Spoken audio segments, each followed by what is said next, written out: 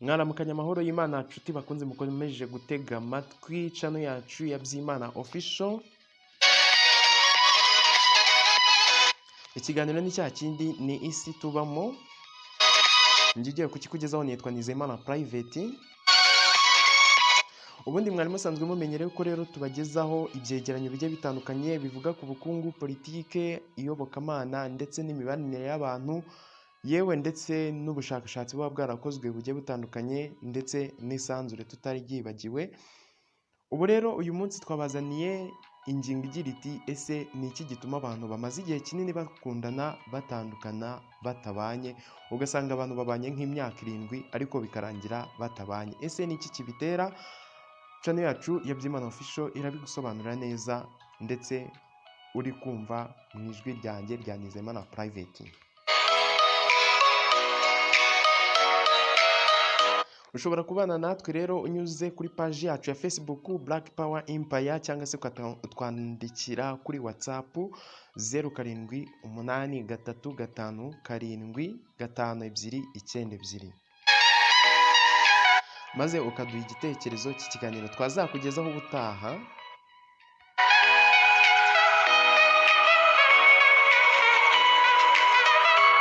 Ese wowe urabyumva ute? Ni kubibona cyangwa se hari ubundi buryo ubibonamo butandukanye n'ukuntu tugiye kubibabwira?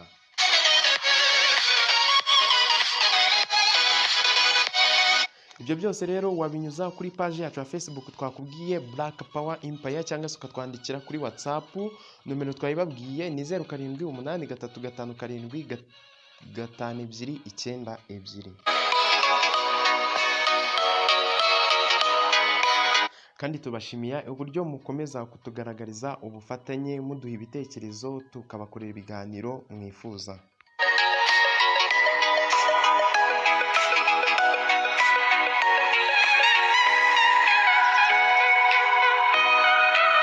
Rero tumanuke rero no mu ngingo yacu y'uyu munsi. Ese ni iki gituma abantu bamaze igihe kinini bakundana atari bo bakunze kubana? Ibi biterwa n'iki? Twabateguriye impamvu rero 7 zituma abantu bakundanye igihe kirekire batabasha kubana. Ese ni iki kibitera? Ibyo ari byo byose nawe ntihabuze abantu uzi bakundanye igihe kinini ariko bakaba baratandukanye bakanashwana. Umwe rero ugasanga ahise yishakira undi bagahita banarushinga, nyamara wa undi babanye igihe kirekire batarigeze bashakana.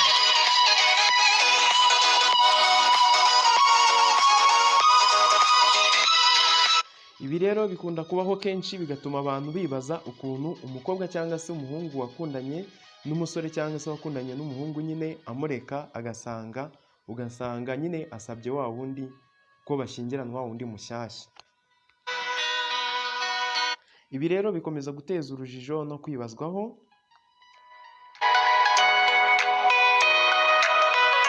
Ibi rero byatumye ikinyamakuru Bright Side dukesha iyi nkuru cyinjira mu mitekerereze y'abagabo cyangwa se intekerezo z'abagabo, kivumbura impamvu 7 zitera abagabo gukora aya mahitamo.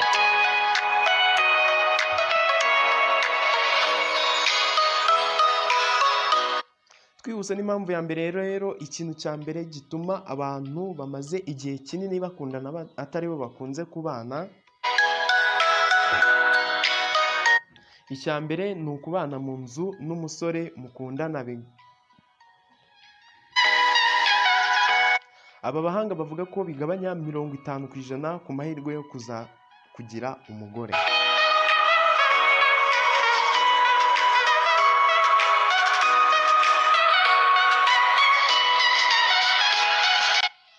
Inzobere mu by'imitekerereze ziburira abakobwa ko bakwiye kwirinda kubana mu nzu n'abasore bakundana.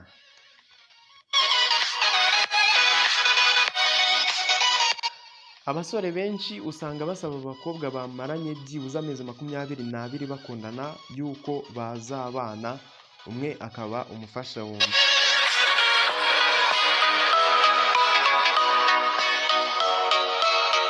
Nyuma yaho rero amahirwe agenda agabanukaho byibuze 20% iyo hashize imyaka 3 bakundana.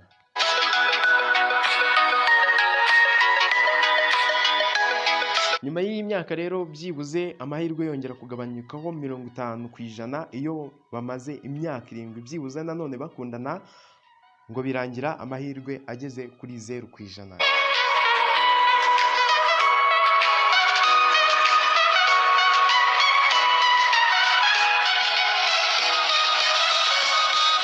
Ikindi rero aba bahanga bakomeza kugaragaza bavuga ko ikintu gituma abantu bamaze igihe kinini bakundana atari bo bakunze kubana, bavuga ko gukundana igihe cya nyacyo kitaragera nacyo gishobora gutuma ibi bintu bibaho.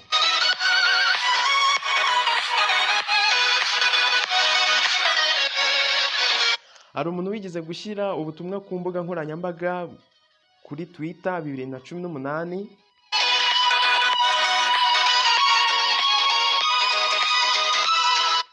ati abasore benshi ntabwo babana n'abakobwa bakundanye cyane, ahubwo bashyingiranwa n'abakobwa babari hafi igihe biteguye gutangira urugo.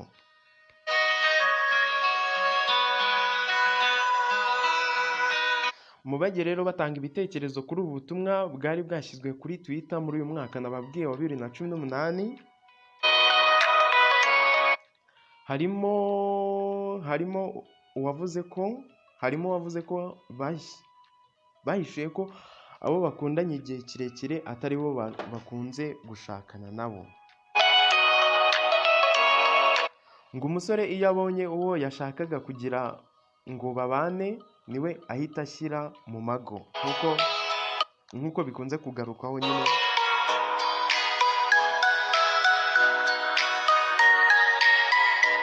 N'aba basore nyine bagenda babivuga gutyo.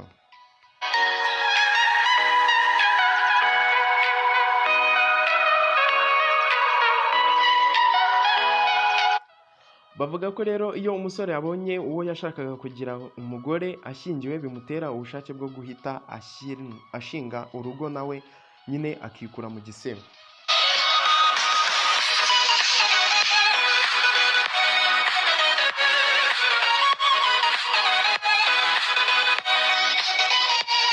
Icyo gihe rero ntabwo arindira kubona umukobwa mwiza bakundana, ahubwo areba mu bakobwa bari aho hafi ye nyine bamwegereye, uwiteguye guhita yamubera umugore.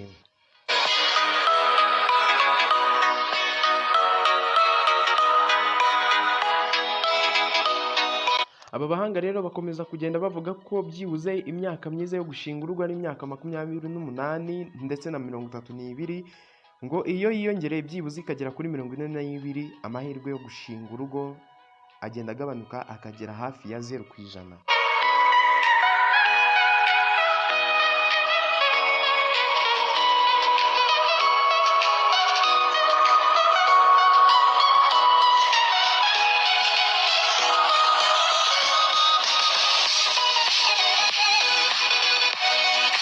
Ingingo ya gatatu rero yavuzwe n'aba bahanga ituma abantu bakundanye igihe kinini batabana,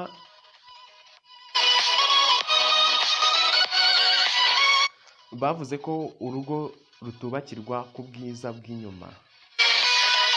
Ubu bwiza nyine bugaragara inyuma mu maso ndetse n'ahandi n'imiterere.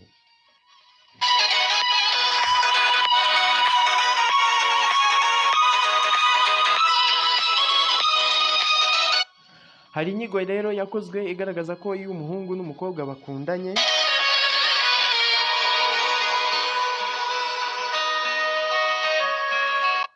bavuze ko umukobwa mwiza iyo akundanye n'umuhungu, ni ukuvuga wundi ukurura buri wese mu rukundo, abo bombi ngo baba bishimye.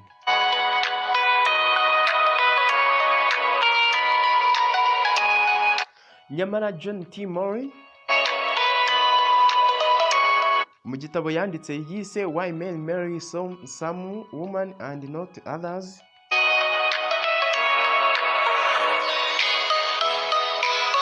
tugenekereje nyine mu kinyarwanda yaravuze ati impamvu abagabo bashyingiranwa n'umugore runaka akareka bariya,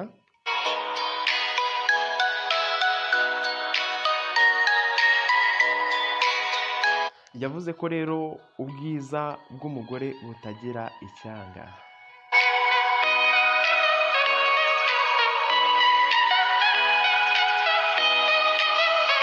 Uyu John rero yabajije abagore bagera ku 3,500 kugira icyo bavuga ku bagore babo. Igitangaje ni uko 20% nibo bakoresheje amagambo agaruka ku bwiza, ni ukuvuga gorgeous mu ndimi z'amahanga, attractive na sexy. Naho 80% byabo bavuze ko mu myitwarire y'abagore babo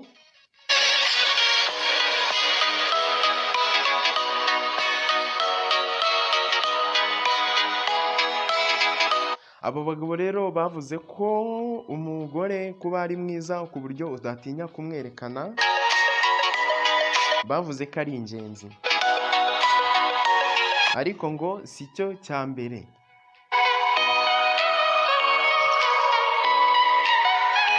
Aba bagabo bavuze ko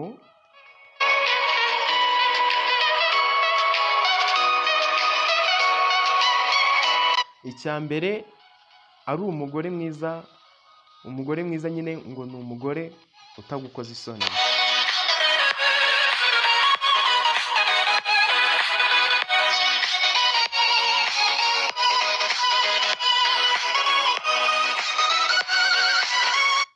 Indi mpamvu rero ituma abantu bamaze igihe kinini bakundana badakunze kuba babana,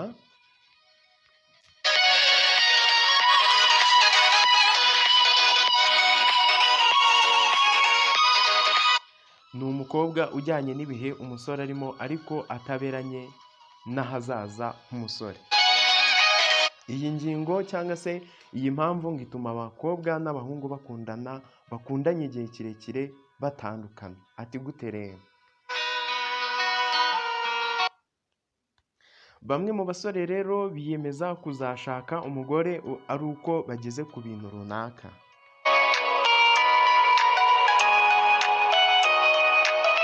Ni ukuvuga yazamuye mu kazi,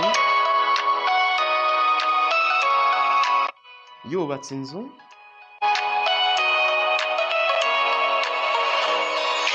ndetse n'ibindi. Muri iki gihe umusore aba akirwana no kugera kuri izi nzozi ze aba akeneye ku mukobwa nyine. Icyo gihe aba akeneye umukobwa bagomba kuba bakundana.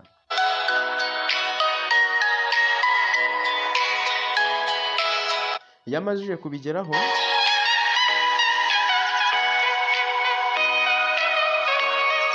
agasanga uwo mukobwa nyine bakundanaga atarigeze amusunikaho na gato, ni ukuvuga ataramuteye inkunga kuri izo nzozi ze yagiye ageraho,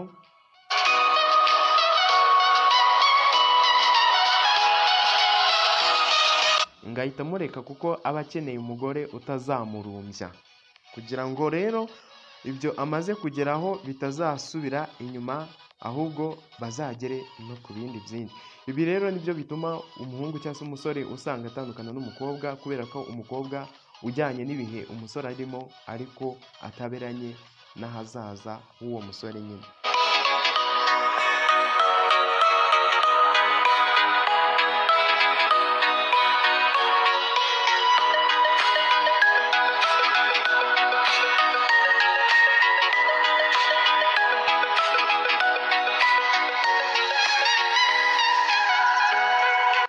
Indi mpamvu rero ya gatanu, ngo umusore ashobora kubona umukunzi we yaranyuzwe ubundi akahita atandukana nawe.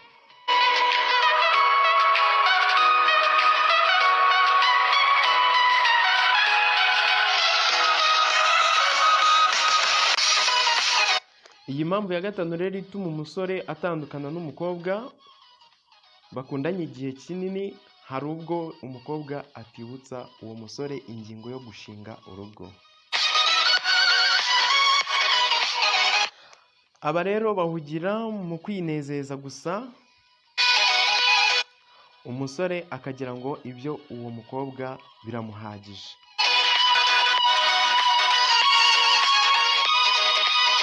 Ngo iyo amajije kureba ku ruhande yabona undi mukobwa,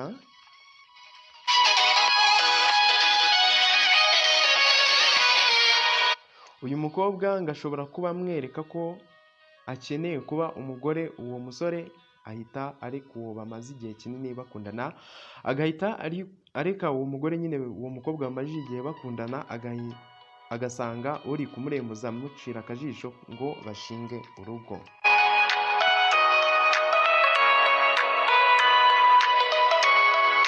Nanone hari igihe umukobwa arambirwa ubundi agahita abyiviramo we ubwe.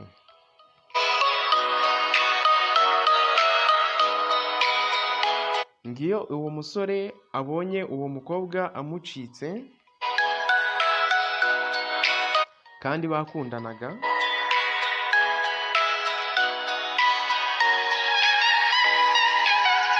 undi rero bakundanye yihutira kumusaba kuzamubera umugore kugira ngo nawe atazamucika nka wa wundi.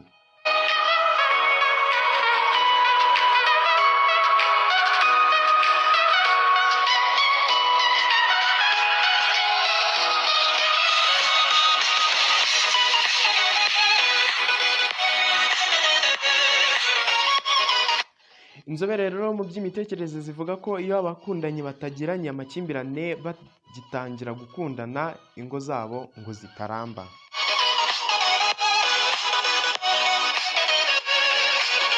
Bityo rero bakomeza bavuga ko ngo umusore cyangwa umukobwa adakwiye kwanga kwiyereka umukunzi we uko ari bagitangira gukundana,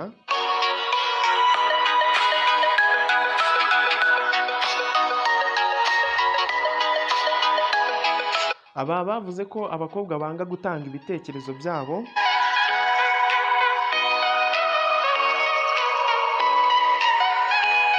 ngo bibagora kwambikwa impeta.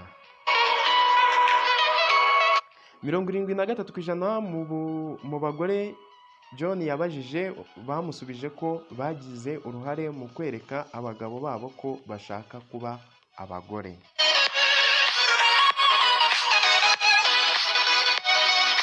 Rero iyo utamweretse ko wifuza kuba umugore we, nihandi ahura n'abandi bafite gahunda bakahita bakundana, wowe ugasigara mu gihirahiro.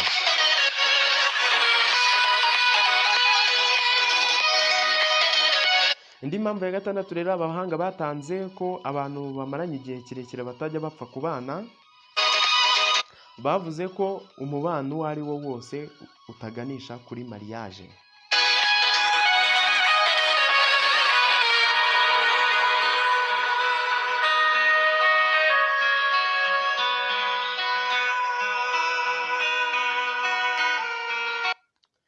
Abakobwa rero batozwa ko umusore ubitayeho igihe kinini ko urukundo rurambye rurangirira ku gushinga urugo, ariko siko kuri.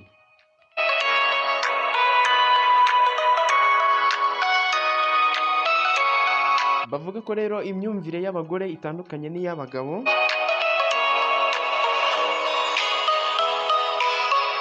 ngo mu myumvire y'abagabo bo bavuga ko iyo bitinze bipfa.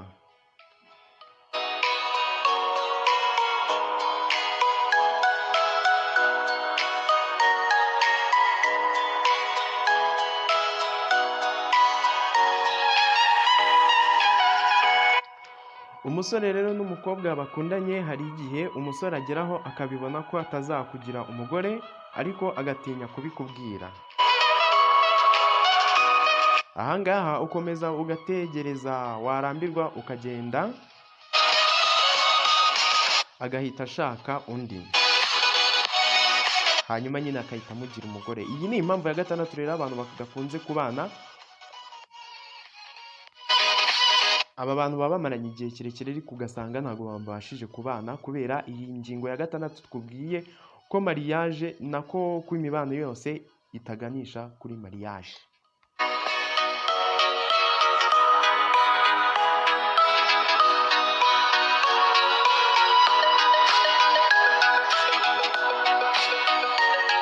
Indi ngingo rero isa nk'ariyo ya nyuma igaragaza ko abantu bose babanye igihe kirekire atari bo bakunda kurushingana.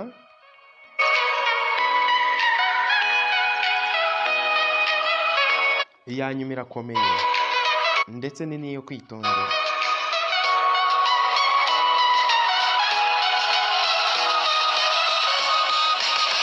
Iyi rero nta yindi ni inama z'inshuti n'ababyeyi.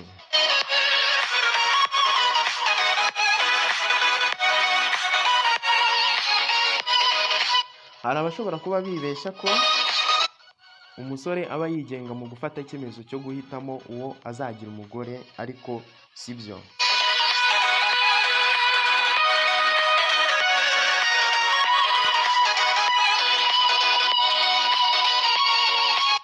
ahubwo ibitekerezo yumvana ababyeyi be n'inshuti ze nibyo bimuyobora mu guhitamo umugore azabana nawe.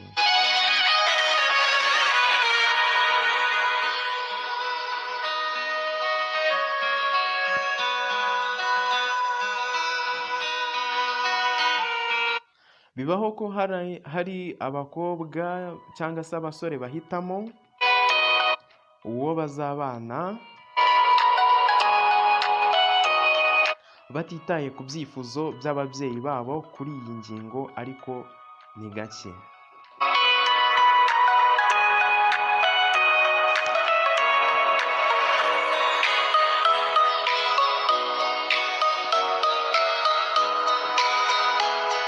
Ngizo rero impamvu zituma abantu bamaranye igihe kirekire bakundana, wenda nk'imyaka 7 cyangwa se 6 niyo yaba ari 2, ariko ugasanga bamaze icyo gihe cyose, ariko ugasanga si bo babashije kubana, kandi buri wese yabonaga ko ibyo bintu bishoboka.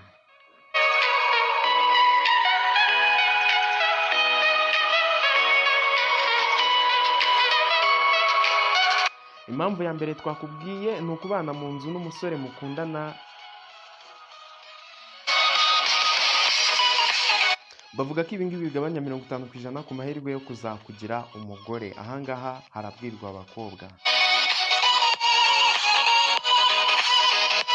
Gukundana igihe cyanyacyo kitaragera, ibi nabyo ni ukwibeshya.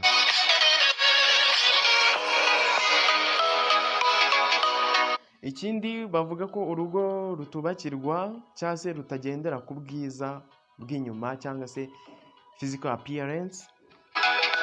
Ibi nabyo iyo ukunze umukobwa mwiza cyangwa se umugore mwiza wibwira ko muzabana kubera ko ari mwiza, ngo ibi nabyo biba ari ukwibeshya, nk'uko byakozwe n'umushakashatsi John T. Murray mu gitabo yise Why Men Marry Some Women and Not Others.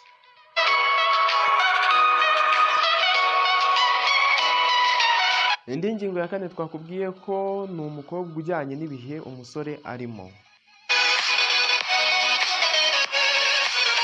Uyu mukobwa ujyanye n'ibihe umusore arimo, ariko ataberanye n'ahazaza h'umusore, ibi bituma bakomeza kwibeshya ko bazabana, ariko ugasanga birangiye batabanye. Ibi byose rero ni ibituma abantu batabana. Ni zimwe mu ngingo zituma abantu batabana kandi barakundanye igihe kirekire.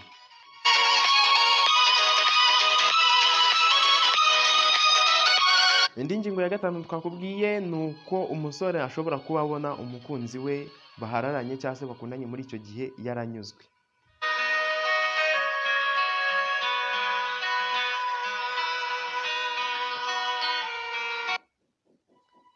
Ibi rero bivuze iki? Ni ukuvuga ko uko babanye bahararanye, ibyo amukora byose abona yanyuzwe, nta ngingo yo kubana mugezaho. Ibyo bituma umusore abona ko ibyo byonyine bihagije umukobwa. Iyo haje undi rero ahita amwegukana atarinze ajijinganya. Ingingo ya 6 rero twakugejeho ni uko umubano wose utaganisha kuri mariage. Ingingo ya nyuma rero ni inama z'inshuti n'ababyeyi. Ibi byose bituma umusore cyangwa se umukobwa bahitamo kuvuga ngo ngiye ahangaha, ngumye ahangaha, bigatuma undi bari bari kumwe asigara mu gihirahiro. Ndabashimiye rero mwakomeze kudutega amatwi nk'uko nabibabwiye. Iyi ni Byimana Official, njye wakugejeje iki kiganiro, nitwa Nizeyimana Private. Ushobora kuduha igitekerezo cyawe unyuze kuri page yacu ya Facebook Black Power Empire, cyangwa ukatwandikira kuri WhatsApp yacu 078 357 52 92, hanyuma ukatubwira ikiganiro twazakugezaho. Ingingo y'uyu munsi yari ese ni iki gituma abantu bamaze igihe kinini bakundana batandukana batabanye.